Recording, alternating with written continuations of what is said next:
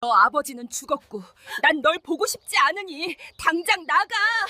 한겨울 찬바람이 얼굴을 후려치던 그날, 가인은 아버지의 장례식장 앞에서 쫓겨났습니다. 상여가 대문을 나서기도 전에 송 씨가 가희의 팔을 거칠게 붙잡았어요. 송 씨의 목소리는 날카로웠고 그녀의 손톱이 가희의 팔에 자국을 남겼습니다. 가희는 비틀거리며 대문 밖으로 밀려났어요.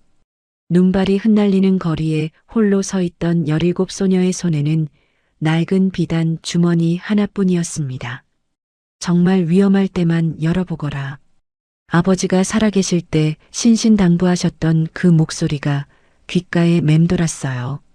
가인은 떨리는 손으로 주머니 끈을 풀었습니다. 안에서 차가운 옥 조각 하나가 손바닥에 닿았죠. 반으로 쪼개진 듯 매끄러운 단면이 달빛에 푸르게 빛났습니다. 그 옆에는 작은 종이 쪽지가 접혀 있었어요. 펼쳐보니 장문중이라는 세 글자가 또박또박 적혀 있었습니다. 배고픔을 참으며 사흘을 걸어 주막에 도착한 가인은 주인에게 옥 조각을 내밀었습니다. 이걸로 며칠 묵을 수 있을까요? 주막 주인은 옥을 보자마자 얼굴이 하얗게 질렸어요. 그는 허둥지둥 사람을 불러 어디론가 급히 보냈습니다. 그 옥 조각은 조선 팔도에서 제일 가는 대상인의 물건이었던 겁니다. 주막 구석방에 앉아있던 가희의 눈에는 지난 날들이 주마등처럼 스쳐 지나갔습니다. 아버지 윤태백은 마을에서 손꼽히는 목수였어요. 그의 손에서 만들어진 장롱은 틈새 하나 없이 정교했고 대들보는 100년을 버틸 만큼 튼튼했습니다. 가희가 어렸을 적 아버지는 작업장 한 구석에 작은 의자를 놓아주곤 했죠. 톱밥 냄새가 가득한 그곳에서 가희는 아버지가 나무를 다듬는 모습을 하염없이 바라보았습니다. 가희야, 이 나무결을 봐라. 억지로 거스르면 부러지지만 결을 따라가면 아름다운 모양이 나온단다. 아버지의 목소리는 언제나 따뜻했어요. 그는 일이 끝나면 가희를 업고 집으로 돌아왔습니다. 등에 업힌 가희는 아버지의 넓은 어깨에서 세상이 든든하다고 느꼈죠. 저녁이면 아버지가 직접 만든 밥상에 둘이 마주 앉아 밥을 먹었습니다. 가난했지만 행복했던 시절이었어요. 그러나 그 평화는 송 씨가 나타나면서 산산이 부서졌습니다. 가희가 15살 되던 해봄 아버지는 송 씨를 새 어머니라며 집으로 데려왔어요. 송 씨는 처음엔 가희에게 다정하게 굴었습니다. 머리를 쓰다듬어 주기도 하고 옷을 새로 지어주겠다는 말도 했죠. 하지만 혼인을 올리고 한 달이 지나자 송 씨의 얼굴에서 가면이 벗겨졌습니다. 이것도 못하니? 밥도 제대로 못 짓는 것이 뭘 한다고. 송 씨의 목소리가 부엌에 울려 퍼지던 날 가희는 손에 화상을 입은 채 바닥에 주저앉아 있었어요. 뜨거운 솥뚜껑을 잡다가 그만 놓쳐버렸던 겁니다. 송 씨는 가희의 손을 들여다보지도 않고 등을 떠밀었습니다. 일하던 아버지가 급히 돌아와 가희의 손에 약을 발라주었지만 그날 이후로 송 씨 앞에서 가희는 입을 다물게 되었어요. 새벽부터 밤늦게까지 가희는 쉴 틈이 없었습니다. 물을 깃고 빨래를 하고 밥을 짓고 청소를 하고 송 씨의 방까지 치워야 했어요. 손가락에는 동상이 생겼고 무릎은 빨래판에 쓸려 까졌습니다. 아버지는 일이 많아 집에 늦게 들어왔고 송 씨는 그 틈을 타 가희를 더욱 혹독하게 부렸죠. 내 아빠 벌이가 시원찮으니 내가 더 열심히 일해야지. 집안일 하는 게 얼마나 힘든 줄 알아? 송 씨는 가희가 조금이라도 실수하면 밥을 주지 않았어요. 굶주린 배를 움켜쥐고 누운 밤이면 가희는 천장의 나무결을 따라가며 눈물을 삼켰습니다. 아버지에게 말하고 싶었지만 아버지의 지친 얼굴을 보면 차마 입이 떨어지지 않았어요. 아버지는 송 씨와 혼인한 뒤로 더 많은 일을 떠맡았습니다. 양반댁 사랑채를 짓고 기와집 대들보를 올리고 주막에 기둥을 세우는 일까지 마다하지 않았죠. 밤늦게 돌아온 아버지의 손은 굳은 살투성이었고 어깨는 축 처져 있었습니다. 가희야, 조금만 참아라. 아빠가 돈 좀 더 모으면 너한테 좋은 옷도 사주고 맛있는 것도 사줄게. 아버지는 그렇게 말했지만 가희는 알고 있었어요. 아버지가 번 돈은 송 씨의 손으로 들어갔고 송 씨는 그 돈으로 화려한 옷과 장신구를 사들였습니다. 가희의 옷은 여전히 해지고 낡았지만 송 씨의 옷장은 비단 치마와 저고리로 가득했어요. 마을 사람들도 수군거렸습니다. 저 여자 전에도 남편이 있었다던데 그 남편도 일찍 죽었다더라. 그래. 이상하게도 그 집안 남자들은 오래 못 사네. 가희는 우물가에서 그런 소리를 들었지만 무슨 뜻인지 정확히 알지 못했어요. 다만 막연한 불안감이 가슴 한구석을 짓눌렀습니다. 그리고 그 불안은 현실이 되었죠. 그해 가을, 아버지는 양반댁 사랑채 공사를 나갔습니다. 높은 곳에서 대들보를 올리는 위험한 작업이었어요. 그날 저녁 동네 사람이 급히 달려와 소식을 전했습니다. 윤목수님이 떨어지셨어요. 가희는 맨발로 공사장까지 달려갔습니다. 아버지는 이미 숨이 끊어진 채 땅바닥에 누워 있었어요. 주변 사람들은 고개를 저으며 혀를 찼습니다. 발을 헛디뎠나 봐. 그새 힘이 빠졌나. 하지만 가희는 이상한 점을 발견했어요. 아버지는 평소에도 높은 곳에서 일하는데 익숙했고 몸 상태도 나쁘지 않았습니다. 오히려 공사 나가기 전날 아버지는 배가 아프다며 얼굴을 찌푸렸었죠. 가희야, 어제 저녁에 먹은 약이 좀 이상했나 봐. 속이 쓰리네. 송 씨가 다려준 약이었습니다. 가희는 그때 송 씨의 얼굴을 떠올렸어요. 평소와 달리 서두르는 듯한 모습, 아버지에게 약을 권하던 억지스러운 목소리, 그리고 약을 다 마시고 나서 보였던 기묘한 미소가 선명하게 기억났습니다. 장례식은 초라했습니다. 송 씨는 눈물 한 방울 흘리지 않았어요. 오히려 문상객들이 떠나자마자 가희를 불러 세웠습니다. 이제 너도 다 컸으니까 시집을 가든지 해야지. 여기서 더 얹혀 살 생각은 하지 마라. 가희가 입을 열려고 하자 송 씨는 손을 휘저었습니다. 집문서는 진작에 내 이름으로 바꿔놨어. 내 아빠가 빚도 많이 남겼는데 너까지 먹여 살릴 여유 없다. 당장 나가. 하지만 이 집은 아버지가. 아버지? 내 아버지는 이제 없어. 이 집 주인은 나야. 송 씨의 목소리는 쇠붙이처럼 차갑고 날카로웠습니다. 가희는 아버지의 방으로 들어가 마지막으로 물건을 챙기려 했지만 송 씨가 그것마저 막았어요. 거기 있는 건 다 내 거야. 내가 가져갈 건 내 누더기 옷가지뿐이야. 가희는 떨리는 손으로 자신의 옷가지를 보따리에 담았습니다. 그때 아버지의 목소리가 귓가에 맴돌았어요. 정말 위험할 때만 열어보거라. 가희는 이불 속에 감춰두었던 낡은 비단 주머니를 꺼냈습니다. 아버지가 몇 년 전 가희의 손에 쥐어주며 신신당부했던 물건이었죠. 송 씨는 그것을 보지 못했고 가희는 보따리 가장 깊숙한 곳에 그것을 숨겼습니다. 대문을 나서며 가희는 뒤를 돌아보았어요. 자신이 태어나고 자란 집이었지만 이제 그곳은 낯선 감옥처럼 느껴졌습니다. 송 씨는 대문 앞에 서서 팔짱을 끼고 가희를 노려보고 있었어요. 그 눈빛에는 조금의 동정도 없었습니다. 추운 거리를 걸으며 가희는 주막을 찾아갔습니다.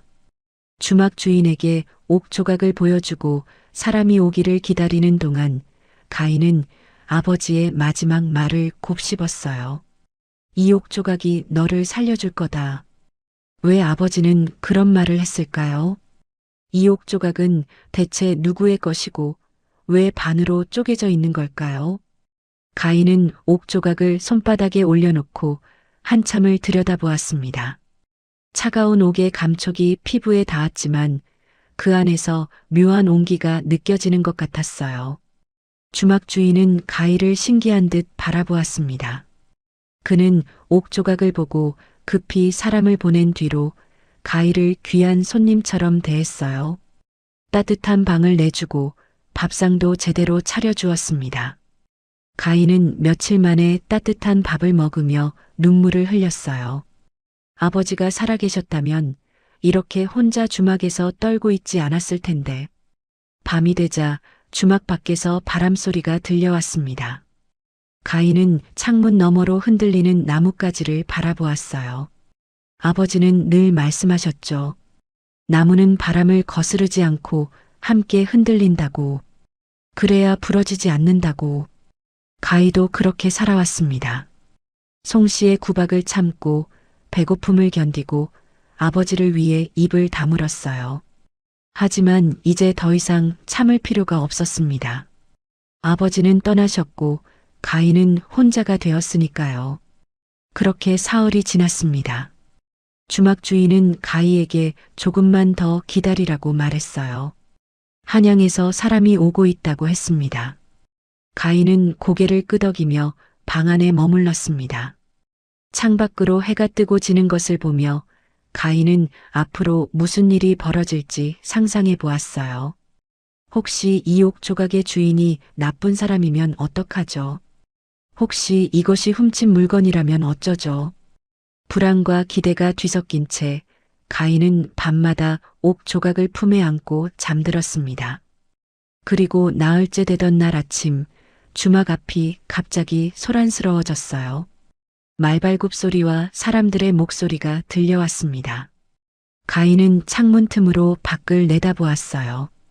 화려한 옷을 입은 사람들이 주막 앞에 도착해 있었습니다. 그 중심에는 위험 있는 얼굴의 남자가 서 있었죠.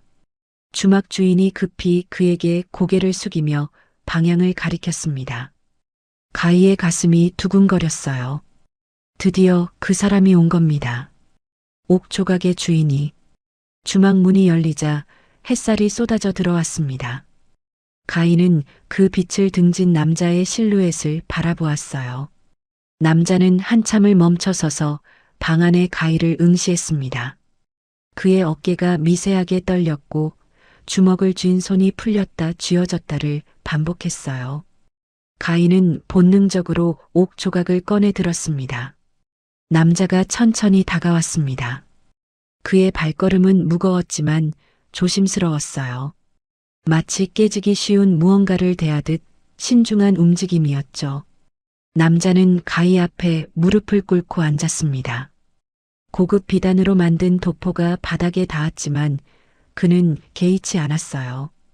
떨리는 손으로 품속에서 무언가를 꺼냈습니다. 그것은 옥 조각이었습니다. 가희가 들고 있는 것과 똑같은 크기와 색깔의 옥 조각이었어요. 남자가 자신의 옥을 가희의 옥 옆에 가져다 댔습니다.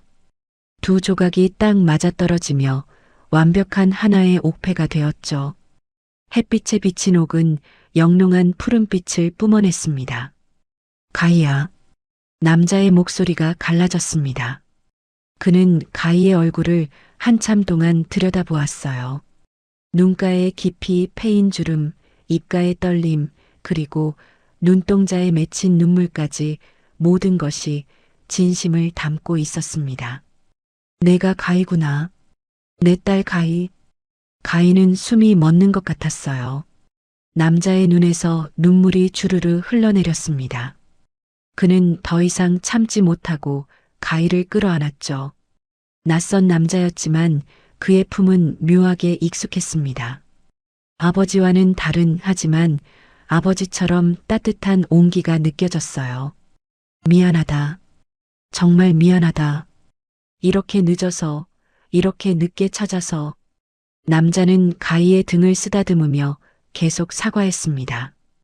가희는 영문을 몰라 몸을 굳힌 채 서 있었어요. 주막 주인이 조심스럽게 입을 열었습니다.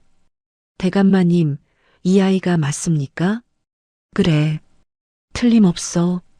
남자는 가희에게서 한 발짝 물러나 다시 얼굴을 들여다보았습니다. 그의 손이 가희의 볼을 어루만졌어요. 내 어미를 닮았구나. 눈매며 입술이며 꼭 빼닮았어. 가희는 혼란스러웠습니다. 이 사람은 누구일까요? 왜 자신을 딸이라고 부르는 걸까요? 남자는 가희의 표정을 읽었는지 무릎을 꿇고 앉아 차근차근 말을 이었습니다. 내 이름은 장문중이다. 나는 내 친아버지란다. 그 말에 가희의 눈이 커졌습니다. 장문중은 품속에서 낡은 편지 한 통을 꺼냈어요. 종이는 세월의 발에 누렇게 변해 있었지만 글씨는 또렷했습니다. 가희는 떨리는 손으로 편지를 받아들었어요. 그것은 윤태백의 필체였습니다. 문중아, 내가 이 아이를 잘 키우마. 내가 부탁한 대로 아비처럼 돌볼 것이니 걱정 말거라. 다만 아이가 정말 위험에 처하거든 이 옥패를 쥐어주마. 그때는 내가 나서야 할 때니라. 편지를 읽는 가희의 손이 떨렸습니다. 장문중이 낮은 목소리로 이야기를 시작했어요. 나는 한양의 큰 상인이고 너의 어미는 천민이었다. 신분이 달라 혼인할 수 없었지. 하지만 우린 서로를 사랑했고 내가 태어났단다. 그의 목소리에는 깊은 후회가 배어 있었습니다. 내가 양반들의 눈치를 보느라 세상의 시선이 두려워 너희 모녀를 지키지 못했어. 내 어미는 너를 낳고 얼마 지나지 않아 세상을 떠났지. 병을 얻었는데 약도 제대로 쓰지 못했단다. 가희는 가슴이 먹먹해졌습니다. 장문중의 눈에서 또다시 눈물이 흘러내렸어요. 내 친구 태백이가 너를 맡아 키워주겠다고 했어. 그는 나보다 훨씬 좋은 사람이었지. 나는 비겁하게도 돈만 대주고 멀리서 소식만 들었단다. 그는 고개를 떨구었습니다. 가희는 아버지 윤태백의 얼굴을 떠올렸어요. 언제나 자신을 끔찍이 아껴주던 아버지, 등에 업어주고 밥을 먹여주던 아버지. 그 모든 것이 친아버지가 아니었다는 사실이 믿기지 않았습니다. 태백이가 보낸 마지막 편지에 내가 위험하다고 적혀 있었어. 송씨라는 여자가 들어온 뒤로 내가 고생한다고. 하지만 그 편지를 받았을 때 이미 태백이는 세상을 떠난 뒤였단다. 장문중의 주먹이 바닥을 쳤습니다. 억눌린 분노가 그의 온몸에서 뿜어져 나왔어요. 내가 진작 데려왔어야 했는데, 내가 너를 지켜야 했는데. 가희는 입술을 깨물었습니다.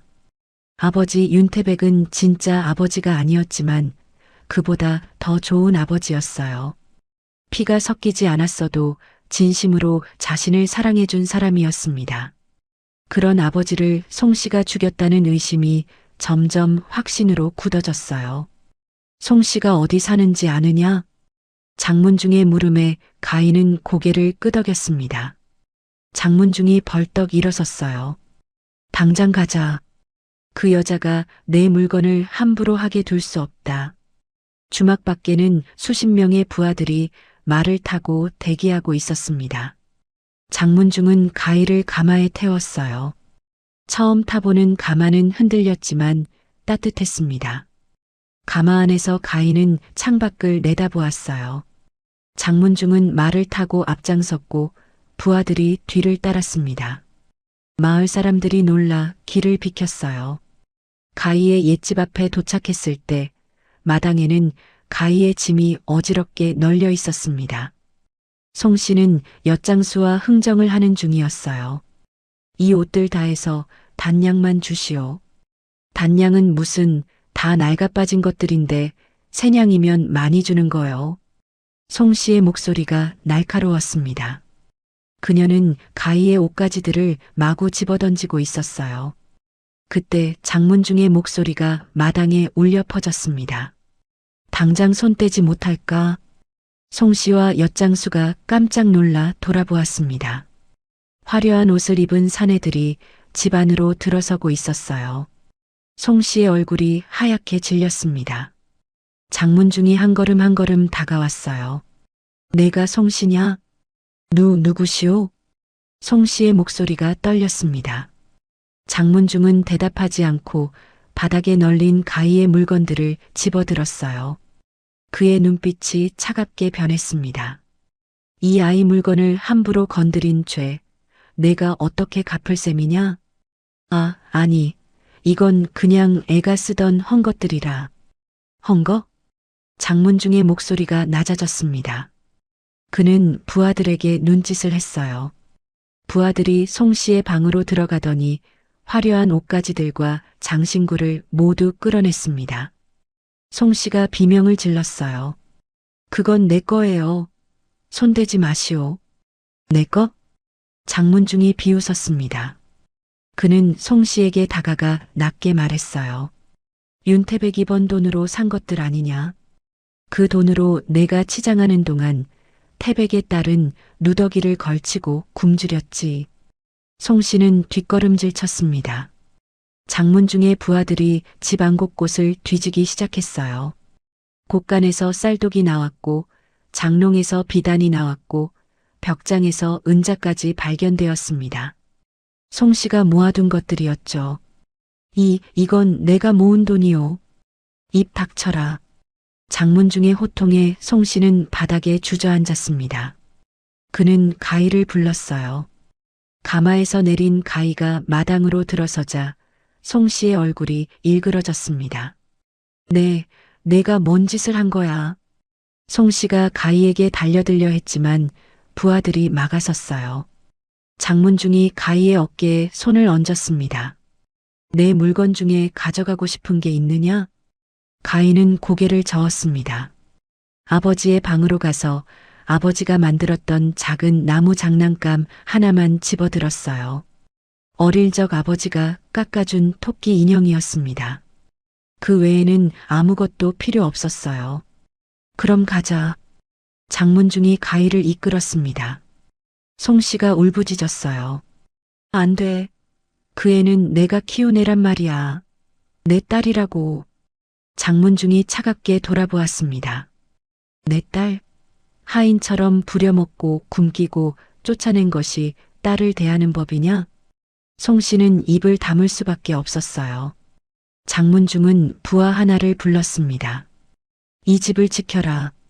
이 여자가 함부로 물건을 처분하지 못하게 해라. 그리고 관아에 알려 윤태백의 죽음을 조사하도록 하라. 분부대로 하겠습니다. 송씨의 얼굴이 창백해졌습니다. 가희는 그 모습을 보며 고개를 돌렸어요.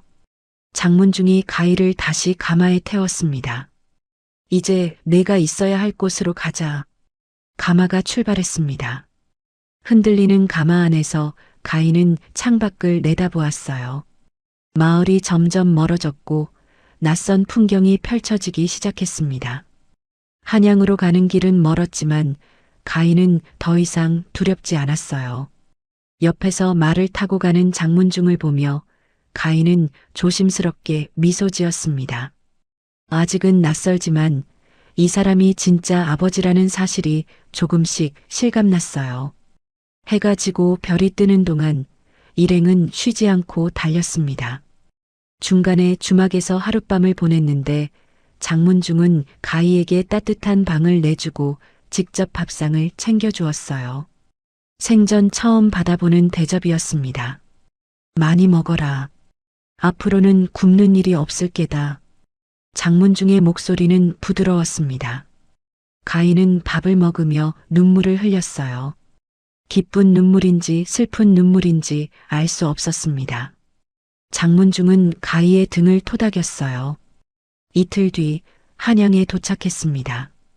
큰 대문이 열리고 넓은 마당이 나타났어요. 하인들이 일렬로 서서 고개를 숙였습니다. 가희는 가마에서 내려 주변을 둘러보았어요. 기와집은 웅장했고 정원은 아름다웠습니다. 이곳이 정말 자신이 살게 될 곳인지 믿기지 않았어요. 이제부터 여기가 내 집이란다. 장문중이 가희의 손을 잡고 안채로 들어갔습니다. 방은 따뜻했고 이불은 보드라웠어요. 가희는 그날 밤 생전 처음으로 편안한 잠자리에서 눈을 감았습니다. 꿈속에서 윤태백이 나타나 미소 지었어요. 아버지는 아무 말 없이 가희의 머리를 쓰다듬어 주었습니다. 가희는 꿈속에서도 울었어요. 고맙다고 사랑한다고 말하고 싶었지만 목소리가 나오지 않았습니다. 하지만 아버지는 알고 있는 것 같았어요. 그는 고개를 끄덕이고 천천히 멀어져 갔습니다. 한양의 저택에서 첫날 밤을 보낸 가희는 새벽 일찍 눈을 떴습니다. 창문으로 스며드는 햇살이 방 안을 밝혔어요. 부드러운 이불 속에서 잠깐 혼란스러웠던 가희는 곧 어제의 일들을 떠올렸습니다. 주막에서 만난 장문중, 송 씨의 창백한 얼굴, 그리고 가마를 타고 한양까지 온 긴 여정. 모든 것이 꿈만 같았어요. 문을 두드리는 소리가 들렸습니다. 가희가 조심스럽게 대답하자 나이든 여종이 들어왔어요. 그녀는 정갈한 옷차림에 온화한 표정을 하고 있었습니다. 아가씨, 대감마님께서 아침 진지를 함께 하시자 하십니다. 아가씨라는 호칭이 낯설었습니다. 가희는 어제 입고 온 낡은 옷을 매만지며 일어났어요. 여종이 재빨리 다가와 새 옷을 내밀었습니다. 이걸 입으시지요. 대감마님께서 급히 준비하라 하셨습니다. 연분홍색 저고리와 자주색 치마였습니다. 비단천은 손에 닿자마자 매끄럽게 미끄러졌어요. 가희는 생전 처음 이런 옷을 입어보았습니다. 여종이 가희의 옷을 갈아입히고 머리를 빗어 정갈하게 묶어주었어요. 거울을 보니 낯선 소녀가 서 있었습니다. 사랑채로 가자 장문중이 밥상 앞에 앉아 기다리고 있었습니다. 그는 가희를 보자 눈을 가늘게 떴어요. 잘 어울리는구나. 앉아라. 가희는 조심스럽게 자리에 앉았습니다. 밥상에는 여러 가지 반찬이 놓여 있었어요. 흰쌀밥에 국, 나물, 생선구이까지. 송 씨의 집에서는 구경도 못했던 음식들이었습니다. 가희는 젓가락을 들었다가 다시 내려놓았어요. 장문중이 물었습니다. 왜 먹지 않느냐? 너무 낯설어서요. 가희의 대답에 장문중의 얼굴이 일그러졌습니다. 그는 잠시 말없이 가희를 바라보았어요. 그러다 천천히 입을 열었습니다. 가희야, 내가 너에게 이야기해 줄 것이 있다. 장문중은 밥을 먹는 것도 잊고 이야기를 시작했습니다. 그의 목소리는 낮고 무거웠어요. 나는 20살 때 장사를 시작했단다. 아무것도 없이 시작해서 한양 최고의 상인이 되었지. 하지만 돈을 벌면 벌수록 외로웠어. 양반들은 나를 천하게 여겼고 평민들은 나를 부러워하며 시샘했단다. 그는 창밖을 바라보았습니다. 정원의 매화나무에서 꽃망울이 터지려 하고 있었어요. 그때 내 어미를 만났단다. 이름은 춘선이었어. 주막에서 일하는 계집아이였지. 신분은 낮았지만 눈빛만큼은 맑았단다. 장문중의 얼굴에 잠깐 미소가 스쳤습니다. 가희는 숨을 죽이고 들었어요. 우리는 서로 사랑하게 되었어. 신분이 다르다는 것을 알면서도 어쩔 수 없었단다. 춘선이는 너를 가졌고 나는 그녀와 함께 살고 싶었지. 그의 목소리가 떨렸습니다. 하지만 나는 비겁했어. 양반들과 거래하며 번 재산을 잃을까 두려웠고 사람들의 손가락질이 무서웠단다. 그래서 춘선이를 한양 밖 작은 집에 숨겨두었지. 아무도 모르게. 가희의 가슴이 답답해졌습니다. 장문중은 주먹을 쥐었어요. 춘선이는 너를 낳고 몸이 약해졌어. 산후병이 왔는데 내가 제대로 돌보지 못했단다. 의원을 부르면 소문이 날까봐, 좋은 약을 쓰면 사람들이 알까봐 두려워했지. 그의 눈에서 눈물이 흘러내렸습니다. 결국 춘선이는 내가 100일도 되기 전에 세상을 떠났어. 마지막으로 내 손을 잡고 부탁했단다. 가희를 잘 키워달라고, 행복하게 해달라고. 가희의 눈시울이 붉어졌습니다.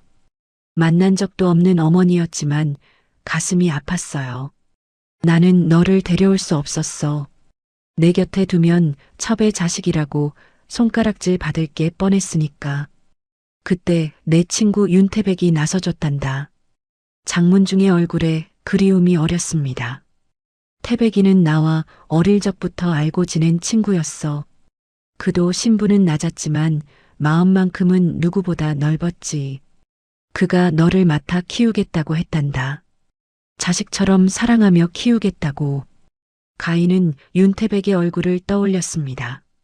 자신을 업어주던 넓은 등, 머리를 쓰다듬던 거친 손, 따뜻하게 웃던 눈가의 주름. 모든 것이 선명했어요. 나는 돈만 됐단다. 비겁하게도 멀리서 소식만 전해 들으며 살았지. 태백이가 보내는 편지로 내가 건강하게 자란다는 것만 확인했어. 장문중이 고개를 떨구었습니다. 몇 년 전 태백이가 송 씨와 재혼한다는 소식을 들었어. 나는 반대했단다. 그 여자의 전 남편이 의문사했다는 소문을 들었거든. 하지만 태백이는 외로웠나 봐. 혼자 너를 키우는 게 힘들었던 거지. 그는 주먹으로 식탁을 쳤습니다. 밥그릇이 덜컹거렸어요. 그게 화근이었어.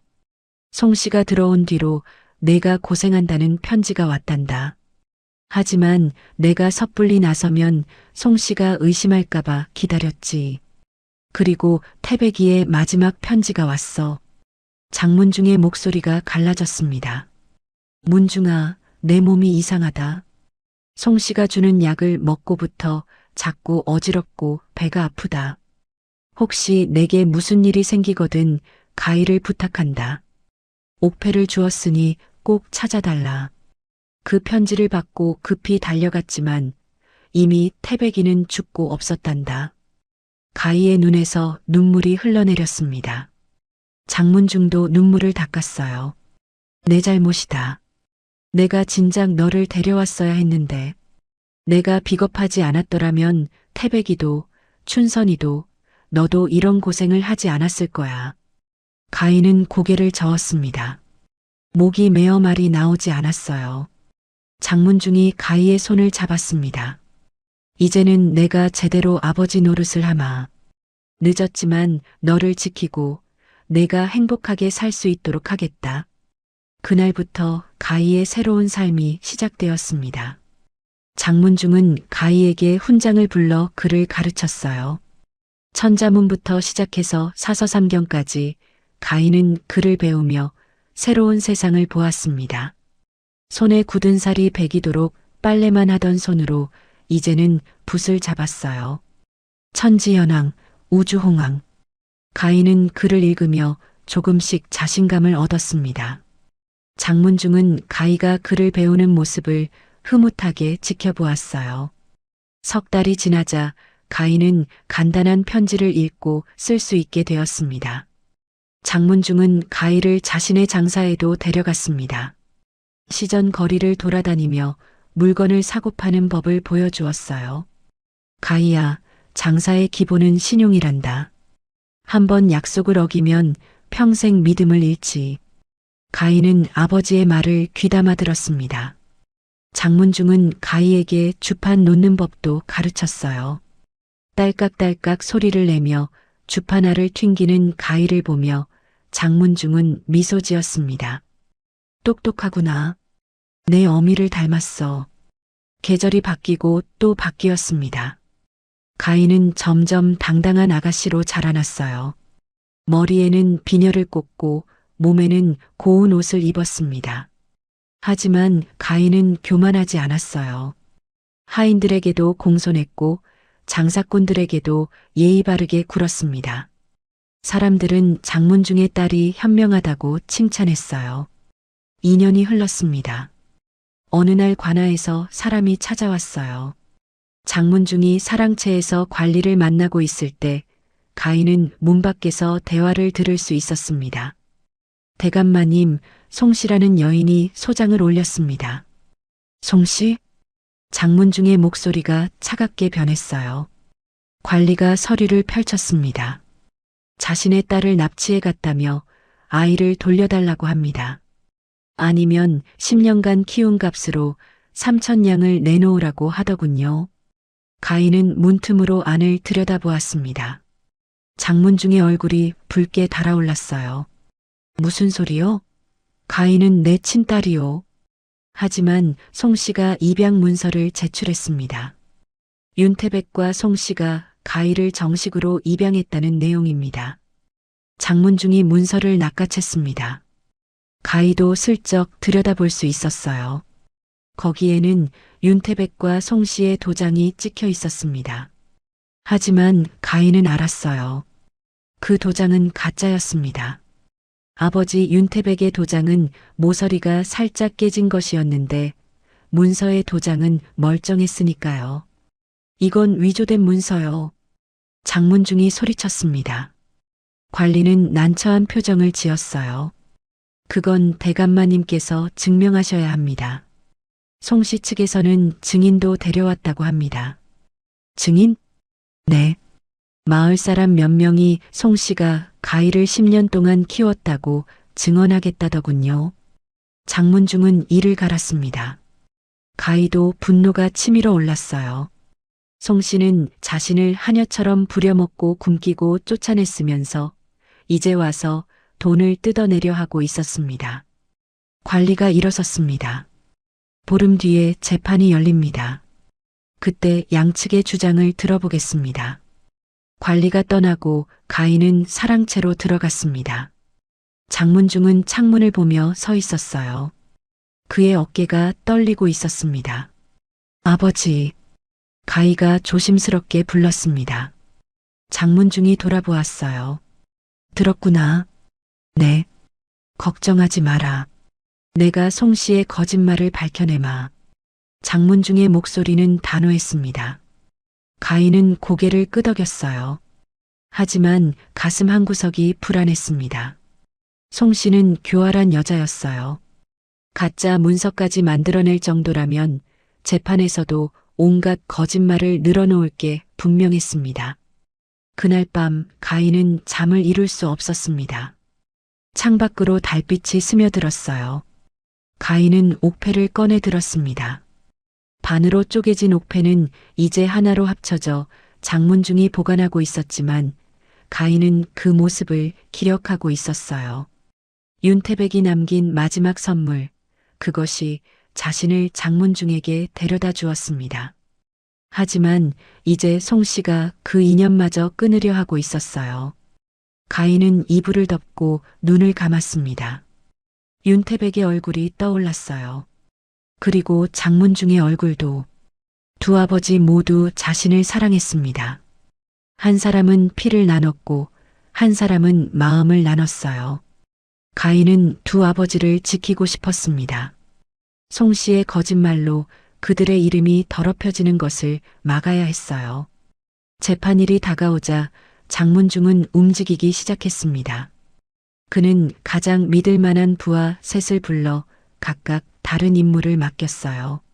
한 명은 송씨가 살던 마을로, 한 명은 송씨의 전 남편이 살았던 고을로, 마지막 한 명은 관아의 기록을 뒤지는 일을 맡았습니다. 송씨라는 여자의 과거를 낱낱이 파헤쳐라. 작은 것 하나라도 놓치지 마라. 장문중의 목소리는 차갑고 단호했어요. 부하들이 고개를 숙이고 떠났습니다.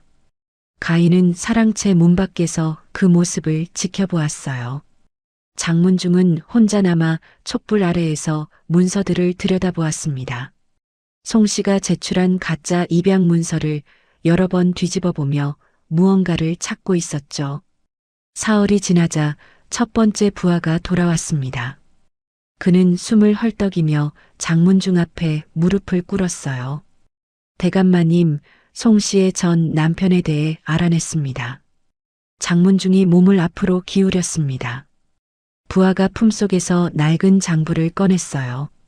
송씨는 윤태백과 혼인하기 전에 2번 결혼했습니다. 첫 번째 남편은 최씨 성을 가진 쌀가게 주인이었는데 혼인한 지 1년 만에 갑자기 쓰러져 죽었다고 합니다. 병은? 마을 사람들은 급체했다고 말했습니다. 하지만 이상한 점이 있었어요. 죽기 며칠 전부터 배를 움켜쥐고 괴로워했다는데 송 씨는 의원을 부르지 않았답니다. 장문중의 눈빛이 날카로워졌어요. 부하가 말을 이었습니다. 두 번째 남편은 김씨 성을 가진 포목상이었습니다. 그 역시 혼인한 지 2년 만에 죽었는데 역시 급작스러운 병이었다고 하더군요. 재산은? 두 남편 모두 제법 재산이 있었습니다. 그리고 죽고 나서 모든 재산은 송 씨가 가져갔습니다. 자식이 없었으니까요. 장문중은 주먹을 쥐었습니다. 가인은 문 뒤에서 몸을 떨었어요. 송 씨가 윤태백을 죽인 것이 처음이 아니었던 겁니다. 장문중이 다시 물었습니다. 증거는 있느냐? 확실한 증거는 없습니다. 하지만 마을 사람들이 모두 수상쩍게 여기고 있습니다. 송 씨가 재혼할 때마다 남편이 일찍 죽는다고요. 장문중은 고개를 끄덕였습니다. 부하가 하나 더 꺼낸 종이를 내밀었어요. 그리고 이것을 보십시오. 송 씨가 두 번째 남편과 혼인할 때 마을 사람들이 말렸다는 기록입니다. 하지만 김 씨가 송 씨의 말재주에 넘어갔다고 하더군요. 다음 날 두 번째 부하가 돌아왔습니다. 그는 더 중요한 정보를 가져왔어요. 약재상을 찾아갔던 부하였습니다. 대감마님, 약재상 주인이 기억하고 있습니다. 장문중의 눈빛이 반짝였습니다. 부하가 품속에서 작은 장부를 꺼냈어요. 윤태백이 죽기 사흘 전 송 씨가 약재상에 왔답니다. 그리고 쥐약을 샀다고 합니다. 쥐약? 네. 비소가 든 쥐약이었습니다. 주인이 이상하게 여겨 물어봤더니 송 씨가 집에 쥐가 많아서 잡아야 한다고 했답니다. 장문중이 벌떡 일어났습니다. 그의 얼굴은 분노로 일그러져 있었어요. 증언하겠다고 하던가? 네. 약재상 주인이 장부에 적어둔 기록도 있습니다. 송 씨가 비소한 양어치를 샀다고 정확히 적혀 있습니다. 가인은 가슴이 철렁 내려앉는 것을 느꼈습니다. 송 씨가 정말로 독을 샀던 거예요. 그 독으로 윤태백을 죽인 겁니다. 가희의 눈에서 눈물이 주르르 흘러내렸어요. 장문중이 가희를 발견하고 다가왔습니다. 가희야, 다 들었구나. 가희는 고개를 끄덕였습니다. 목이 메어 말이 나오지 않았어요. 장문중이 가희의 어깨를 감싸 안았습니다. 태백이 형님의 원수를 꼭 갚아주마. 송 씨가 저지른 죄를 반드시 밝혀내겠다. 사흘 뒤 마지막 부하가 돌아왔습니다. 그는 관아의 기록을 조사한 사람이었어요. 그가 가져온 소식은 더욱 충격적이었습니다. 대감마님, 송 씨가 개에 들어 있었습니다. 개? 장문중이 되물었습니다. 부하가 설명했어요. 마을 부녀자들이 모여 만든 상호부조개였습니다. 남편이 죽으면 일정 금액을 받는 조건이었죠. 송 씨는 윤태백과 혼인하고 석 달 만에 그 개에 가입했답니다. 장문중의 얼굴이 굳어졌습니다. 부하가 말을 이었어요. 그리고 윤태백이 죽자마자 개돈을 받아갔습니다. 무려 100냥이었어요. 다른 부녀자들도 이상하게 여겼지만 개의 규칙이니 줄 수밖에 없었다고 합니다. 그 전 남편들은 송 씨의 첫 번째 남편과 두 번째 남편이 죽었을 때도 비슷한 개가 있었습니다. 송 씨는 혼인할 때마다 그런 개에 가입했고 남편이 죽으면 돈을 받아갔어요. 장문중은 책상을 주먹으로 내리쳤습니다. 붓과 벼루가 바닥에 떨어졌어요. 가인은 온몸이 떨렸습니다. 송 씨는 처음부터 남편들을 죽일 계획이었던 겁니다. 돈을 노리고 혼인했고 남편을 독살한 뒤 재산을 챙겼던 거예요. 장문중은 며칠 동안 방에 틀어박혀 증거들을 정리했습니다. 약재상의 장부, 마을 사람들의 증언, 개 가입 기록, 그리고 송 씨의 전 남편들이 죽었을 때의 정황까지 모든 것을 꼼꼼히 적어 내려갔어요. 가인은 아버지가 밤낮으로 일하는 모습을 지켜보았습니다. 어느 날 밤 장문중이 가희를 불렀습니다. 촛불이 흔들리는 사랑채에서 그는 가희에게 물었어요. 가희야, 내가 기억하는 게 있느냐? 송씨가 태백 어르신에게 무언가 먹인 적이 있었느냐? 가희는 잠시 생각에 잠겼습니다. 그러다 떠오르는 장면이 있었어요. 아버지가 돌아가시기 이틀 전이었어요. 가희의 목소리가 떨렸습니다. 송씨가 약을 다려서 아버지께 드렸어요. 몸보신한다면서요. 하지만 아버지가 그 약을 드시고 나서 얼굴이 창백해지셨어요. 그 다음은 아버지가 배를 움켜쥐고 괴로워하셨어요. 제가 의원을 부를까 여쭤봤지만 송씨가 그냥 체한 것 같다며 말렸습니다. 가희의 눈에서 눈물이 떨어졌습니다. 장문중이 가희의 손을 잡았어요. 재판에서 그 이야기를 해야 할 거다. 할 수 있겠느냐? 가희는 고개를 끄덕였습니다. 손은 떨렸지만 목소리는 단호했어요. 네. 아버지를 위해서라면 뭐든 하겠습니다. 장문중은 가희를 껴안았습니다. 그의 품은 따뜻했지만 온몸에서는 분노가 느껴졌어요. 가희도 똑같이 느끼고 있었습니다. 송씨가 저지른 짓은 용서받을 수 없는 것이었어요. 재판을 며칠 앞둔 밤 장문중은 모든 증거를 다시 한번 점검했습니다. 약재상의 증언, 개가입 기록, 전 남편들의 의문사, 그리고 가희의 증언까지 퍼즐 조각들이 하나씩 맞춰지고 있었어요. 송씨가 벗어날 수 없는 그물이 촘촘히 짜여지고 있었습니다. 가희는 자신의 방에서 내일을 준비했습니다. 재판장에서 송씨를 마주해야 했어요. 그 여자의 날카로운 눈빛과 거짓말을 견뎌내야 했습니다. 하지만 가희는 더 이상 예전의 약한 소녀가 아니었어요. 장문중의 딸로 살면서 배운 것들이 있었습니다. 당당함, 용기, 그리고 정의를 향한 의지. 창밖으로 달이 떠올랐습니다. 보름달이 환하게 빛나고 있었어요. 가희는 달을 보며 윤태백을 떠올렸습니다. 아버지는 하늘에서 자신을 지켜보고 있을 거예요. 가희는 다짐했습니다.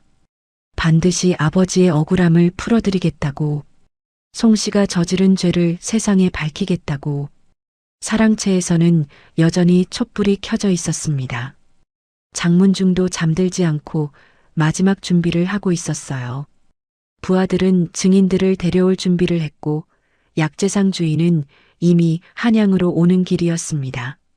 모든 것이 준비되고 있었어요. 송씨를 무너뜨릴 준비가 착착 진행되고 있었습니다. 밤이 깊어갔습니다. 저택은 고요했지만 그 안에는 긴장감이 맴돌았어요. 내일이면 모든 것이 결정될 겁니다. 송씨의 거짓말이 밝혀질지 아니면 그녀가 또다시 빠져나갈지. 가희는 이불을 덮고 눈을 감았습니다. 하지만 쉽게 잠들 수 없었어요. 마음속에서 수많은 감정이 소용돌이쳤습니다. 분노, 슬픔, 두려움, 그리고 희망까지. 가희는 주먹을 꼭 쥐었습니다. 내일은 반드시 이겨야 했어요. 윤태백을 위해서, 장문중을 위해서, 그리고 자신을 위해서. 재판 당일 아침 한양관아 앞에는 사람들이 모여들었습니다. 조선 최고의 상인 장문중과 평범한 과부 송씨의 대결이라는 소문이 퍼졌기 때문이었어요. 구경꾼들은 담장 밖에서 웅성거렸고 관아 안은 긴장감으로 가득했습니다. 가희는 장문중과 함께 관아로 들어섰습니다. 고급 비단옷을 입은 가희의 모습은 2년 전과 완전히 달랐어요. 등은 곧게 펴져 있었고 걸음걸이는 당당했습니다. 하지만 손끝은 미세하게 떨리고 있었어요. 장문중이 가희의 손을 꼭 잡아주었습니다. 판관이 자리에 앉자 관아 안이 조용해졌습니다. 판관은 백발의 노인으로 엄격한 인상을 가지고 있었어요. 그는 탁자를 한 번 쳤습니다. 송 씨를 불러들여라. 문이 열리고 송 씨가 들어왔습니다. 그녀는 소복을 입고 있었지만 얼굴에는 화장이 진하게 발려 있었어요. 송 씨는 판관 앞에 무릎을 꿇으며 눈물을 흘리는 척했습니다. 날이 억울합니다. 제가 10년 동안 키운 딸을 저 부자가 빼앗아 갔습니다. 송 씨의 목소리는 떨렸고 손으로 눈물을 닦는 신용을 했어요. 가인은 그 모습을 보며 온몸에 소름이 돋았습니다. 판관이 송 씨를 향해 물었습니다.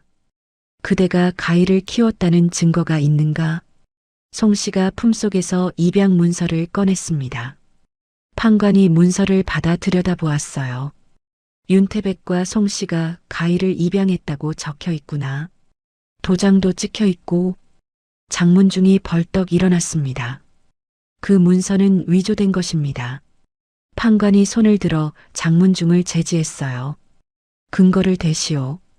장문중이 품속에서 다른 문서를 꺼냈습니다. 그것은 윤태백이 장문중에게 보낸 편지였어요. 이것을 보십시오. 윤태백 어르신은 가희를 제 친구로서 맡아 키워주신 겁니다. 입양이 아니라 보호였어요. 그리고 이 편지에 찍힌 윤태백의 도장을 보십시오. 판관이 두 문서를 나란히 놓고 비교했습니다. 장문중이 손가락으로 가리키며 말했어요. 윤태백 어르신의 진짜 도장은 모서리가 깨져 있습니다. 하지만 송 씨가 제출한 문서의 도장은 멀쩡합니다.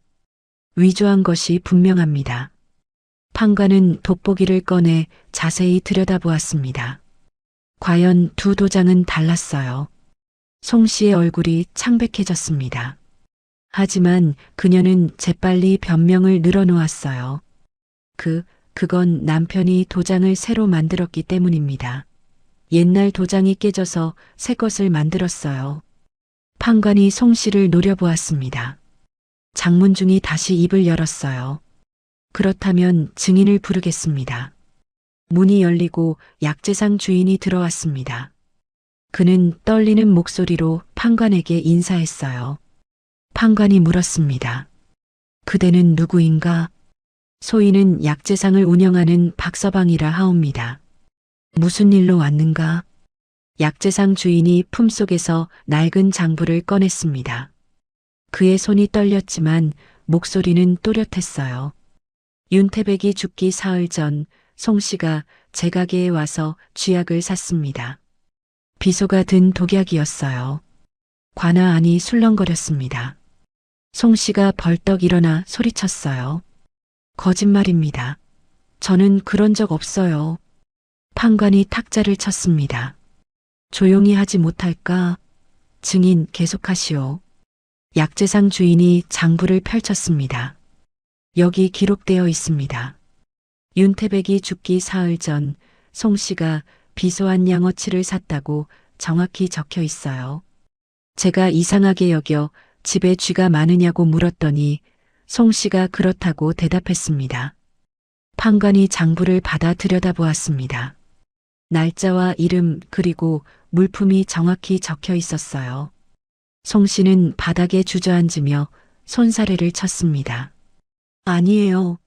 저는 정말 쥐를 잡으려고 샀어요. 장문중이 차갑게 말했습니다. 그렇다면 왜 윤태백 어르신이 그 직후에 배를 움켜쥐고 괴로워하셨습니까? 송 씨는 입을 다물었습니다. 판관이 가희를 불렀어요. 가희, 내가 본 것을 말해보아라. 가희가 일어나 판관 앞으로 걸어갔습니다. 송 씨와 눈이 마주쳤어요. 송 씨의 눈빛은 날카롭고 위협적이었지만 가희는 더 이상 두렵지 않았습니다. 가희는 또박또박 말했어요. 아버지가 돌아가시기 이틀 전이었습니다. 송 씨가 약을 다려서 아버지께 드렸어요. 몸보신한다면서요. 하지만 아버지가 그 약을 드시고 나서 얼굴이 창백해지셨습니다. 그 다음은 아버지가 배를 움켜쥐고 괴로워하셨어요. 저는 의원을 부르자고 했지만 송 씨가 말렸습니다. 그냥 체한 것 같다면서요. 가희의 목소리가 떨렸지만 멈추지 않았습니다. 다음 날 아버지는 공사장에 나가셨어요. 몸이 좋지 않은데도 송 씨가 돈을 벌어야 한다며 보냈습니다.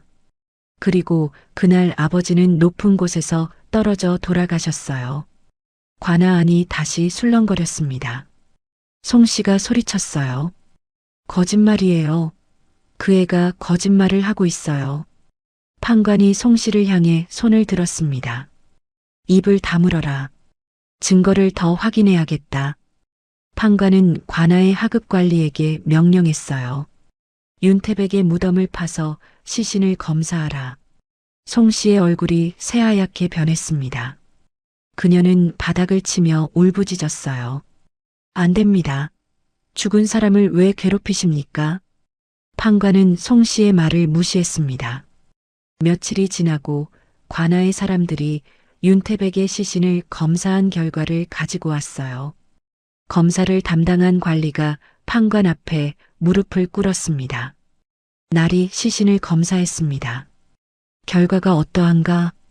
관리가 작은 상자를 꺼냈습니다. 그 안에는 은비녀가 들어 있었어요. 시신의 입안에 은비녀를 넣었더니 검게 변했습니다. 독을 먹었다는 확실한 증거입니다. 관아 안이 웅성거렸습니다. 사람들은 송 씨를 향해 손가락질했어요. 판관이 송 씨를 노려보았습니다. 송 씨, 아직도 부인하겠는가? 송 씨는 바닥에 엎드려 눈물을 흘렸습니다. 하지만 그것은 진짜 눈물이 아니었어요. 그녀는 여전히 빠져나갈 방법을 찾고 있었습니다. 저는 정말 모릅니다. 혹시 남편이 실수로 잘못 먹은 게 아닐까요? 장문중이 다시 증인을 불렀습니다. 이번에는 마을 부녀자 둘이 들어왔어요. 그들은 송 씨가 가입했던 계의 회원들이었습니다. 첫 번째 부녀자가 떨리는 목소리로 말했어요. 송 씨는 윤태백과 혼인하고 석 달 만에 우리 계에 가입했습니다. 남편이 죽으면 백냥을 받는 조건이었어요. 두 번째 부녀자가 말을 이었습니다. 그리고 윤태백이 죽자마자 송 씨가 돈을 달라고 했습니다. 우리는 이상하게 여겼지만 계의 규칙이니 줄 수밖에 없었어요. 판관이 송 씨를 향해 물었습니다. 사실인가? 송 씨는 더 이상 대답하지 못했습니다. 그녀의 얼굴은 흙빛이 되었어요. 장문중이 마지막 증거를 내놓았습니다. 송 씨는 이번이 처음이 아닙니다. 첫 번째 남편과 두 번째 남편도 모두 의문사했습니다. 그리고 그때마다 송 씨는 재산을 챙겼어요. 관아에서 조사한 기록들이 판관 앞에 쌓였습니다. 송 씨의 전 남편들이 죽었을 때의 정황, 그들이 남긴 재산, 그리고 송 씨가 받아간 돈까지 모든 것이 기록되어 있었어요. 판관은 한참 동안 문서들을 들여다보았습니다. 그의 얼굴은 점점 굳어졌어요. 송 씨, 판관의 목소리는 차갑게 식어 있었습니다. 그대는 3명의 남편을 독살하고 재산을 가로챘다. 그 죄가 명백하다. 송 씨가 바닥에 엎드려 애원했습니다. 살려주십시오. 저는 억울합니다. 판관은 송 씨의 말을 듣지 않았습니다. 그는 판결문을 읽기 시작했어요. 송 씨는 남편 살해죄로 곤장 100대를 치고 변방으로 귀양 보낸다. 그리고 가진 재산은 모두 몰수한다. 송 씨는 비명을 질렀습니다. 관리들이 그녀를 끌고 나갔어요. 송 씨는 끌려가면서도 계속 소리쳤지만 아무도 듣지 않았습니다. 가인은 그 모습을 가만히 지켜보았어요. 가슴속에서 무언가가 스르르 풀리는 것 같았습니다. 재판이 끝나고 관아 밖으로 나왔을 때 햇살이 쏟아졌습니다. 가인은 하늘을 올려다보았어요. 구름 한 점 없는 맑은 하늘이었습니다. 장문중이 가희의 어깨에 손을 얹었어요. 잘했다, 가희야. 태백 어르신도 이제 편히 쉬실 수 있을 거다. 가희는 고개를 끄덕였습니다. 눈물이 흘러내렸지만 슬픈 눈물은 아니었어요. 오랫동안 참아왔던 감정들이 터져 나오는 것 같았습니다. 장문중이 가희를 껴안았어요. 두 사람은 한참 동안 그렇게 서 있었습니다. 관아 앞에 모여있던 사람들이 수군거렸습니다. 어떤 이는 송 씨를 욕했고 어떤 이는 가희를 불쌍히 여겼어요. 하지만 가희는 더 이상 불쌍한 소녀가 아니었습니다. 그녀는 정의를 찾아낸 당당한 딸이었어요. 가마를 타고 저택으로 돌아가는 길, 가희는 창밖을 내다보았습니다. 거리의 풍경이 평화로웠어요. 장사꾼들은 물건을 팔고 아이들은 뛰어놀고 사람들은 웃으며 걸었습니다. 세상은 여전히 돌아가고 있었어요. 하지만 가희의 세상은 오늘부터 달라질 것 같았습니다. 아버지의 억울함을 풀었고 송 씨의 죄를 밝혔으니까요. 이제 새로운 시작이 가능했습니다. 저택에 도착했을 때 하인들이 문 앞에 줄지어 서 있었습니다. 그들은 가희와 장문중을 맞이하며 고개를 숙였어요. 가희는 가마에서 내려 저택 안으로 들어갔습니다. 익숙한 마당, 따뜻한 방, 그리고 자신을 기다리는 사람들. 이곳이 진짜 집이라는 것을 가희는 이제 확실히 알았습니다. 재판이 끝나고 며칠이 지났습니다. 송 씨는 관아의 감옥에 갇혀 곤장을 기다리고 있었어요. 100대의 곤장은 여자의 몸으로 감당하기 어려운 형벌이었습니다. 자칫하면 목숨을 잃을 수도 있었죠. 송 씨는 어두운 감방 안에서 벽을 긁으며 울부짖었지만 아무도 그녀를 동정하지 않았어요. 장문중은 조용히 움직이고 있었습니다. 그는 부하들을 시켜 송 씨가 도박판에서 빌린 돈의 문서를 모두 사들였어요. 송 씨는 윤태백과 혼인하기 전부터 도박에 손을 댔고 남편들의 돈으로 빚을 갚아왔던 겁니다. 하지만 여전히 남은 빚이 있었어요. 장문중이 그 빚 문서를 전부 사들이자 송 씨는 사실상 장문중의 채무자가 되었습니다. 사흘째 되는 날 장문중이 관아를 찾아갔습니다. 판관과 독대를 하며 그는 제안을 했어요. 판관은 잠시 고민하다가 고개를 끄덕였습니다. 조선의 법에는 채무자가 빚을 갚기 위해 노비가 되는 것이 허용되어 있었어요. 장문중이 원한다면 송 씨를 자신의 종으로 만들 수 있었습니다. 해질 무렵 장문중이 감옥으로 내려갔습니다. 송 씨는 구석에 웅크리고 앉아 있었어요. 머리는 헝클어져 있었고 옷은 더러워져 있었습니다. 발소리를 듣고 고개를 들자 장문중이 서 있었어요. 송 씨의 눈에 잠깐 희망이 떠올랐지만 곧 두려움으로 바뀌었습니다. 대감마님, 송 씨의 목소리는 쉬어 있었습니다. 장문중은 표정 하나 변하지 않고 송 씨를 내려다보았어요. 내게 선택권을 주지. 귀양을 가서 죽을 것인가 아니면 내 집의 종이 되어 평생 빚을 갚을 것인가. 송 씨는 입술을 깨물었습니다. 귀양지는 먼 변방이었어요. 그곳은 추웠고 척박했으며 여자 혼자 살아남기 어려운 곳이었습니다. 게다가 곤장 100대를 맞고 나면 제대로 걸을 수도 없을 거예요. 송 씨는 떨리는 목소리로 물었습니다. 종이 되면 살 수 있습니까? 목숨은 붙어 있겠지. 하지만 편하지는 않을 거다. 장문중의 목소리는 차가웠습니다. 송 씨는 한참 동안 망설이다가 고개를 숙였어요. 종이 되겠습니다. 좋아. 하지만 기억해라. 너는 이제 죄인이자 종이다. 조금이라도 말을 듣지 않으면 바로 귀양 보낼 것이다. 송 씨는 떨리는 손으로 바닥을 짚었습니다. 장문중은 돌아서서 감옥을 나갔어요. 며칠 뒤 송 씨는 곤장 대신 판관의 명령으로 장문중의 종이 되었습니다. 법적으로 노비 문서가 작성되었고 송 씨는 더 이상 자유인이 아니었어요. 한양의 저택으로 끌려온 날 송 씨는 처음으로 장문중의 집을 제대로 보았습니다.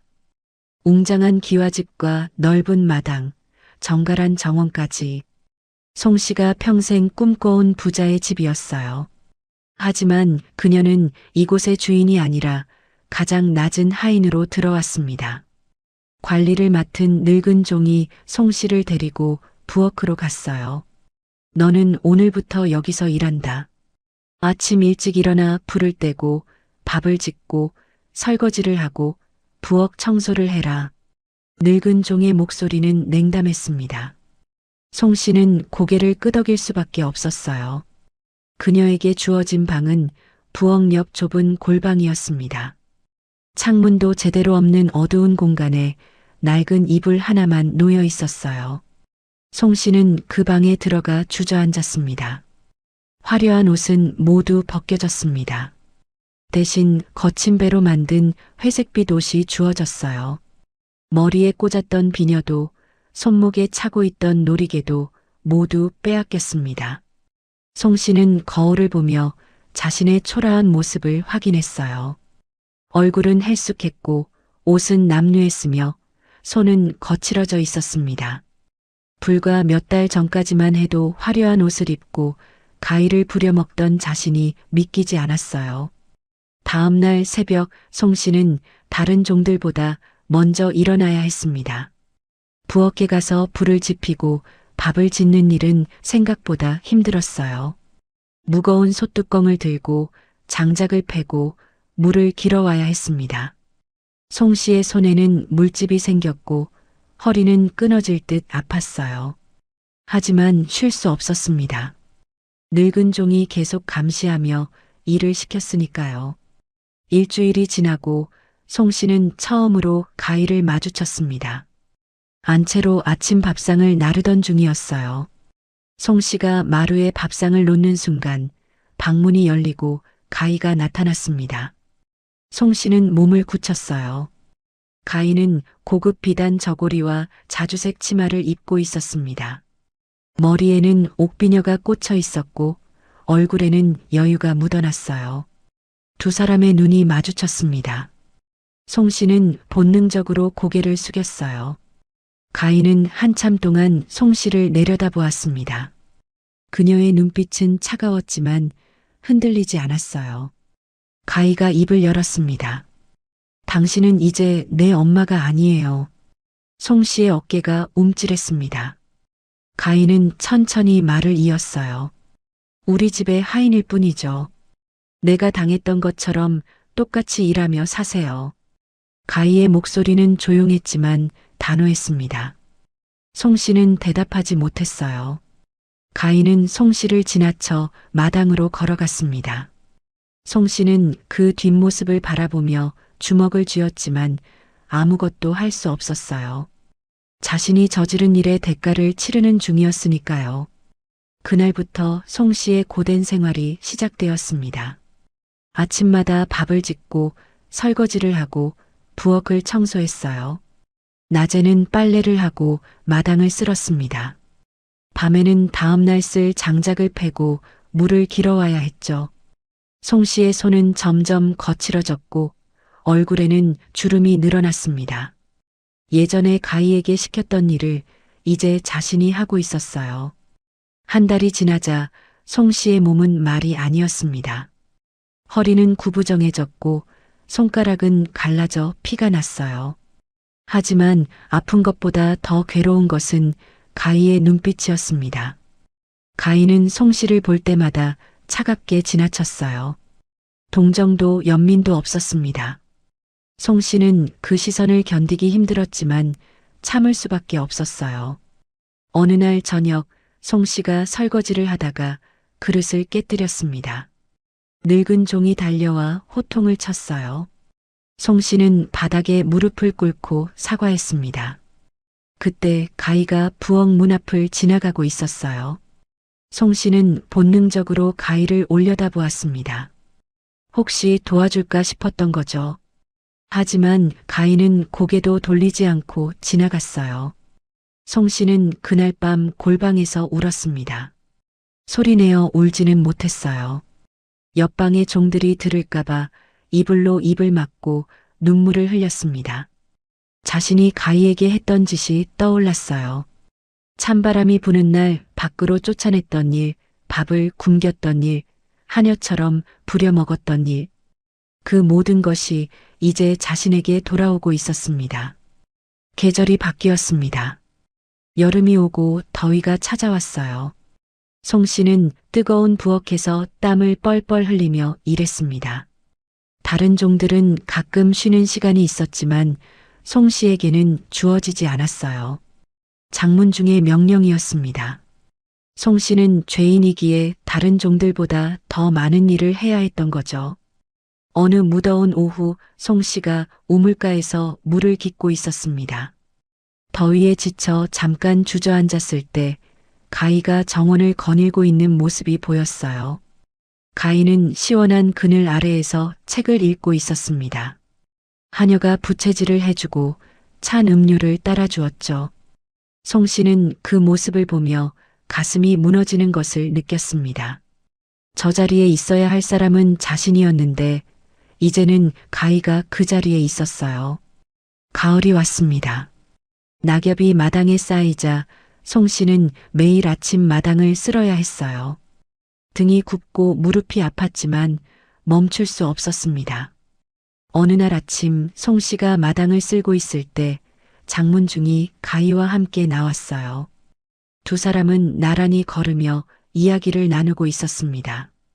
가희야, 다음 주에 큰 거래가 있다. 너도 함께 가보겠느냐? 네, 아버지. 배우고 싶습니다. 가희의 목소리는 밝고 당당했습니다. 장문중이 흐뭇하게 웃었어요. 두 사람은 송 씨를 스쳐 지나갔습니다. 송 씨는 빗자루를 쥔 채 얼어붙어 있었어요. 가희는 송 씨를 보지도 않았습니다. 마치 그곳에 아무도 없는 것처럼. 겨울이 다가왔습니다. 찬바람이 불기 시작하자 송 씨의 몸은 더욱 약해졌어요. 좁은 골방은 추웠고 얇은 이불 하나로는 추위를 막을 수 없었습니다. 송 씨는 밤마다 떨며 잠을 청했어요. 기침이 나오기 시작했지만 약을 구할 수 없었습니다. 종에게는 병을 치료할 권리가 주어지지 않았으니까요. 어느 추운 밤 송 씨는 부엌에서 마지막 설거지를 하고 있었습니다. 손은 얼어붙어 감각이 없었고 온몸이 떨렸어요. 그때 안채에서 웃음소리가 들려왔습니다. 가희와 장문중이 저녁을 먹으며 즐겁게 이야기하는 소리였어요. 송 씨는 그 웃음소리를 들으며 설거지를 계속했습니다. 손에서 피가 났지만 멈출 수 없었어요. 송 씨는 점점 병들어갔습니다. 기침은 심해졌고 얼굴은 창백해졌으며 몸은 말라갔어요. 하지만 아무도 그녀를 돌보지 않았습니다. 다른 종들도 송 씨를 피했어요. 그녀가 죄인이라는 것을 모두 알고 있었으니까요. 송 씨는 점점 골방에서 나오는 시간이 줄어들었습니다. 2년이 지났습니다. 송 씨의 몸은 형편없이 망가져 있었어요. 일을 제대로 할 수 없을 정도로 약해졌습니다. 장문중은 그녀를 골방에서 나오지 못하게 했어요. 먹을 것만 최소한으로 주어졌고 송 씨는 그렇게 골방에서 시간을 보냈습니다. 어느 겨울밤 송 씨는 침상에 누워 천장을 바라보았습니다. 달빛이 창틈으로 스며들었어요. 송 씨는 자신의 일생을 떠올렸습니다. 욕심 때문에 3명의 남편을 죽이고 가희를 괴롭혔던 일들. 그 모든 것이 이제 자신을 파멸로 이끌었어요. 송 씨는 마지막으로 한숨을 쉬었습니다. 그리고 조용히 눈을 감았어요. 다음 날 아침 늙은 종이 송 씨의 방문을 두드렸지만 대답이 없었습니다. 문을 열어보니 송 씨는 이미 차갑게 식어 있었어요. 장문중에게 보고가 올라갔고 그는 고개를 끄덕였습니다. 송 씨의 시신은 간단히 처리되었어요. 아무도 그녀를 애도하지 않았습니다. 가희는 송 씨가 죽었다는 소식을 들었지만 표정 하나 변하지 않았습니다. 그저 창밖을 바라보며 고개를 끄덕였을 뿐이었어요. 복수는 끝났습니다. 송 씨는 자신이 저지른 죄의 대가를 톡톡히 치르고 세상을 떠났어요. 가희는 그것으로 충분했습니다. 송 씨가 세상을 떠난 다음 날 가인은 장문중에게 말했습니다. 아버지, 윤태백 아버지 무덤에 가고 싶어요. 장문중은 고개를 끄덕였습니다. 두 사람은 말을 타고 길을 나섰어요. 한양에서 가희가 자랐던 마을까지는 이틀이 걸렸습니다. 봄이 오고 있었어요. 길가에는 새싹이 돋아나고 나무에는 꽃망울이 맺혔습니다. 가희는 말 위에서 지나가는 풍경을 바라보았어요.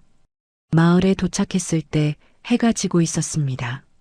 사람들은 가희와 장문중을 보며 수군거렸지만 아무도 가까이 오지 않았어요. 가희는 신경 쓰지 않았습니다. 두 사람은 마을 뒷산에 있는 윤태백의 무덤으로 향했어요. 무덤은 작았지만 정갈했습니다. 누군가 풀을 뽑아주고 있었던 것 같았어요. 가희는 무덤 앞에 무릎을 꿇고 앉았습니다. 장문중도 옆에 무릎을 꿇었어요. 두 사람은 한참 동안 말없이 무덤을 바라보았습니다. 가희가 먼저 입을 열었습니다. 아버지, 저예요. 가희가 왔어요. 목소리가 떨렸습니다. 가희는 무덤 앞에 손을 짚었어요. 송 씨의 죄를 밝혀냈어요. 아버지를 죽인 그 여자가 벌을 받았습니다. 이제 편히 쉬세요. 가희의 눈에서 눈물이 주르르 흘러내렸습니다. 장문중도 눈시울이 붉어졌어요. 그는 무덤 앞에 절을 올렸습니다. 형님, 늦었습니다. 제가 진작 가희를 데려왔어야 했는데 형님이 고생하신 것, 가희가 고생한 것 모두 제 잘못입니다. 장문중의 목소리가 갈라졌습니다. 그는 이마를 땅에 대고 절을 3번 올렸어요. 가희도 아버지 옆에서 함께 절을 올렸습니다. 두 사람은 한참 동안 그렇게 앉아 있었어요. 바람이 불어와 무덤 옆에 나뭇잎을 흔들었습니다. 마치 윤태백이 괜찮다고 이제 걱정하지 말라고 말하는 것 같았어요. 해가 완전히 지고 별이 떴습니다.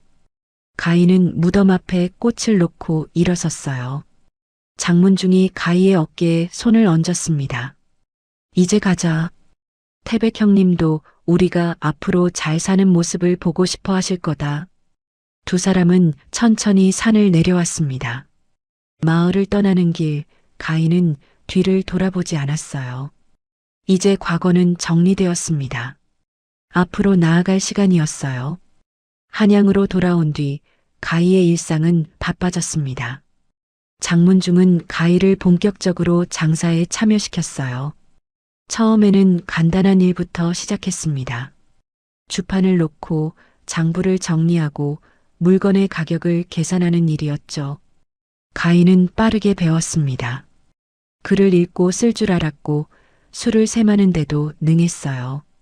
한 해가 지나자 가희는 시정거래에 직접 나섰습니다.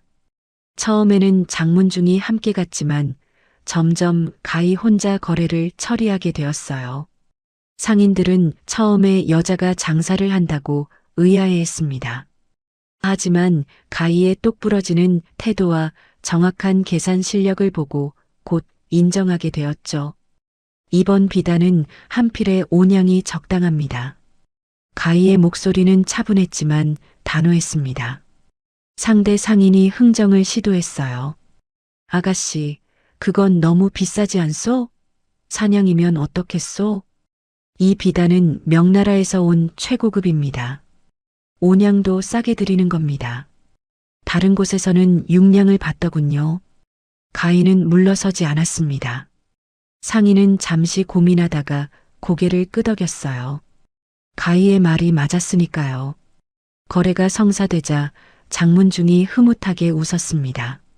시간이 흐를수록 가희의 실력은 늘어났습니다. 그녀는 단순히 물건을 사고 파는 것뿐만 아니라 새로운 사업도 구상했어요. 어느 날 가희가 장문중에게 제안했습니다. 아버지, 여성들을 위한 물건을 따로 취급하면 어떨까요? 여자들이 쓰는 비녀, 놀이개, 화장품 같은 것들을 한 곳에 모아서 파는 겁니다. 장문중은 잠시 생각에 잠겼습니다. 여자들이 물건을 사러 시정까지 오기는 쉽지 않을 텐데. 그래서 여종들을 보내서 양반댁에 직접 가져다 주는 겁니다. 집에서 편하게 보고 살 수 있게요. 장문중의 눈이 반짝였습니다. 좋은 생각이었어요. 그는 가희에게 그 사업을 맡겼습니다. 가희는 곧바로 움직였어요. 여성 물품만 취급하는 작은 가게를 열고 믿을 만한 여종들을 선발했습니다. 그들에게 물건을 들려보내 양반댁을 돌게 했죠. 처음에는 반응이 시큰둥했습니다. 하지만 입소문이 퍼지면서 주문이 늘어나기 시작했어요. 양반댁 부녀자들은 집 밖으로 나가지 않고도 좋은 물건을 살 수 있어서 좋아했습니다. 가희의 가게는 한양에서 소문난 곳이 되었어요. 2년이 지나자 가희는 자신만의 상단을 꾸렸습니다. 장문중의 도움도 있었지만 대부분은 가희 스스로 벌어들인 돈이었어요. 가희의 상단은 여성 물품뿐만 아니라 약재, 직물, 도자기까지 취급했습니다. 가희는 공정한 거래와 정직한 장사로 신용을 쌓았어요. 어느 날 가희가 시전을 걸어가고 있을 때였습니다. 낡은 옷을 입은 여자가 길거리에서 아이를 안고 울고 있었어요. 가희가 다가가 물었습니다. 무슨 일이십니까? 여자는 눈물을 닦으며 대답했습니다. 아이가 아픈데 약을 살 돈이 없어요. 남편은 일을 나가 다치고 우리는 이제 어떻게 살아야 할지 모르겠어요. 가희는 주머니에서 은자를 꺼냈습니다. 그리고 여자의 손에 쥐어주었어요. 이걸로 약을 사고 밥을 드세요. 그리고 남편분이 나으시면 제 상단으로 오라고 하세요. 일을 드리겠습니다. 여자는 놀란 눈으로 가희를 바라보았습니다. 그러다 바닥에 엎드려 절을 올렸어요. 가희는 여자를 일으켜 세우고 약재상의 위치를 알려주었습니다. 여자는 감사하다는 말을 되풀이하며 떠났어요. 그날 이후로 가희는 가난한 사람들을 돕기 시작했습니다. 거지들에게 밥을 나눠주고 일자리가 없는 사람들을 자신의 상단에 받아들였어요. 가희가 일자리를 준 사람들은 열심히 일했습니다. 그들은 가희의 은혜를 잊지 않았어요. 가희의 상단은 점점 커졌고 사람들 사이에서 평판이 좋아졌습니다. 몇 년이 흘렀습니다. 가희는 이제 25이 되었어요. 조선 팔도에서 그녀의 이름을 모르는 상인이 없을 정도였습니다.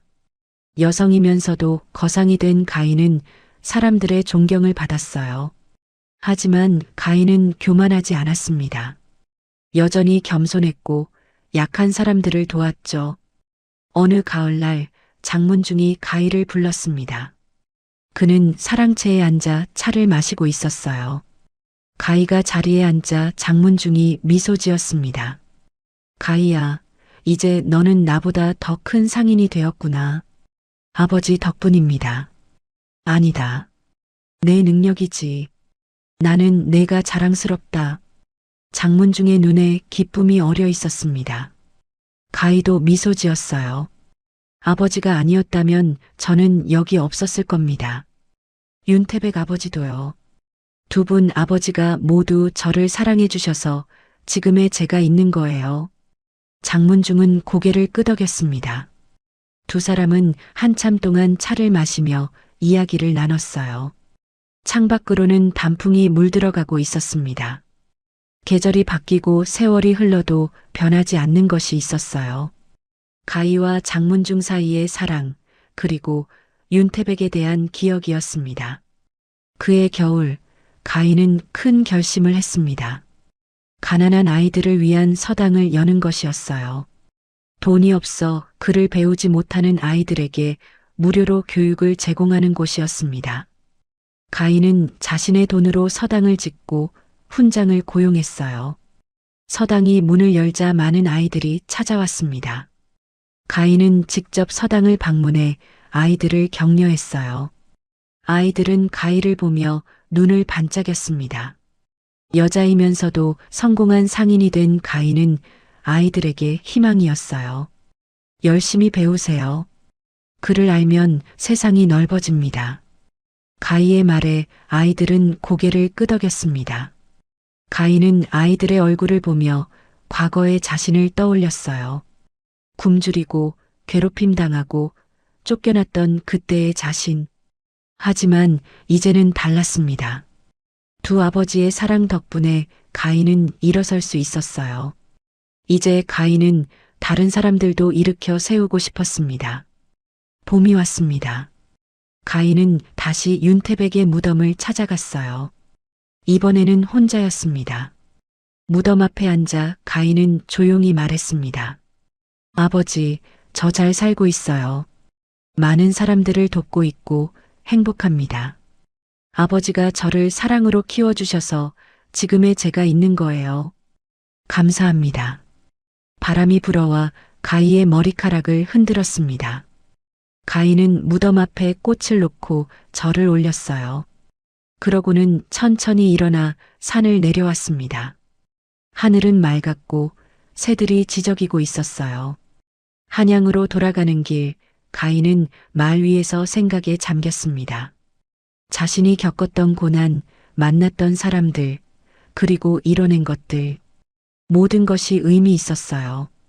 송 씨를 용서할 수는 없었지만 그녀 덕분에 가희는 강해질 수 있었습니다. 고통은 가희를 무너뜨리지 못했고 오히려 더 단단하게 만들었어요. 저택에 도착했을 때 해가 지고 있었습니다. 장문중이 마당에서 가희를 기다리고 있었어요. 가희가 말에서 내리자 장문중이 물었습니다. 다녀왔구나. 어땠느냐? 좋았어요, 아버지. 마음이 편안해졌습니다. 두 사람은 나란히 안채로 들어갔습니다. 저녁 밥상이 차려져 있었어요. 가희와 장문중은 마주 앉아 밥을 먹었습니다. 대화는 많지 않았지만 마음은 통했어요. 두 사람은 서로를 이해했고 사랑했으며 함께할 수 있어서 감사했습니다. 밤이 깊어갔습니다. 가희는 자신의 방으로 돌아가 창밖을 내다보았어요. 별이 쏟아질 듯 빛나고 있었습니다. 가희는 별을 보며 두 아버지를 떠올렸어요. 한 사람은 하늘에서, 한 사람은 이 집에서 자신을 지켜보고 있었습니다. 가희는 미소 지었습니다. 앞으로도 열심히 살 거예요. 사람들을 돕고 정직하게 장사하고 두 아버지의 이름을 빛낼 겁니다. 가희는 이불을 덮고 눈을 감았어요. 내일도 할 일이 많았지만 두렵지 않았습니다. 가희에게는 사랑이 있었고 용기가 있었으며 꿈이 있었으니까요. 달빛이 창문을 통해 스며들었습니다. 고요한 밤, 저택은 평화로웠어요. 가희는 편안하게 잠들었습니다. 꿈속에서 두 아버지가 함께 미소 지으며 가희를 바라보고 있었어요. 가희는 그 꿈속에서도 웃고 있었습니다. 행복한 미소였어요. 세상은 여전히 돌아가고 있었습니다. 하지만 가희의 세상은 이제 완전해졌어요.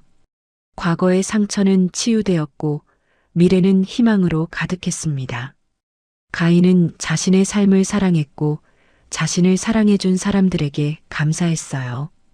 그리고 그 사랑을 다른 사람들에게 나눠주며 살아갈 작정이었습니다. 조선 최고의 여성상인 윤가희의 이야기는 그렇게 계속되었습니다. 사람들은 그녀를 존경했고 그녀의 이름은 오랫동안 기억되었어요.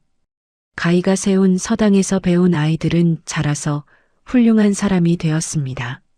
가희가 도운 사람들은 다시 다른 사람들을 도왔어요. 선한 영향력은 물결처럼 퍼져나갔습니다. 그리고 가희는 끝까지 두 아버지를 잊지 않았습니다. 매년 봄이면 윤태백의 무덤을 찾아가 절을 올렸고 매일 밤 장문중과 차를 마시며 이야기를 나눴어요. 사랑은 시간이 지나도 변하지 않았습니다. 오히려 깊어졌죠. 가희의 가슴 속에는 언제나 두 아버지가 살아 있었습니다. 그 사랑이 가희를 지탱해 주었고 앞으로 나아가게 했어요. 가희는 행복했습니다. 진정으로 행복했어요.